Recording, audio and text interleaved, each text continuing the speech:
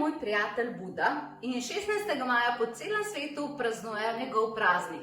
Praznik razsvetljenja, praznik rojstva princa, ki je postal eden izmed seveda največjih duhovnih učiteljev na svetu in seveda mojster meditacije. Zato na ta dan obeležimo tudi praznik meditacije in po celem svetu se bodo zato odvijale čudovite meditacije miru. Pa se pridružimo tudi mi. Zato te vabim, da se pod mojim okriljem in seveda pod okriljem našega Bude pridružiš na meditaciji, kjer bomo ustvarjali mir. 7 sveč miru, prelepa, nežna meditacija, kjer bomo pomirili vse tvoje strahove, vse tisto, kar te morda še iz preteklosti preganja in ti še dan danes ne pusti spati. Vsi dvomi, ki jih imaš glede prihodnosti in še in še.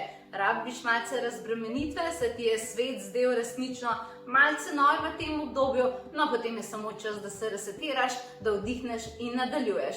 In seveda, ker praznujemo eno tako lepo dogodivščino, kot je bilo seveda Budino življenje, se spodobi, da ti podamo tudi 3 darila.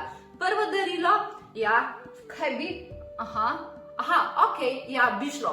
Prvo darilo bo meditacija z Budo, poleg meditacije, ki jo bomo naredili skupaj, še dodatna profesionalna vodna meditacija, ki ti vsak dan umiri tvoje misli. Druga meditacija,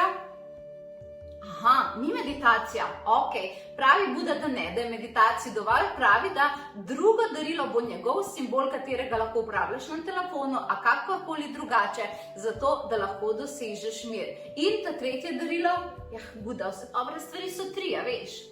Darilni bon v vrednosti 25 evrov, to moram jaz narediti. Potem se pa jaz pridružujem. Če Buda časti, častim tudi jaz. Potem pa naj bo še darilni bon v vrednosti 25 evrov. 16.5. na spletu. Če ne moreš slučajno sodelovati v živo, pa brez skrbi, posnetek ti je na voljo 8 dni. Sedaj pa le naklikaj povezavo in jaz in Buda se te veseliva.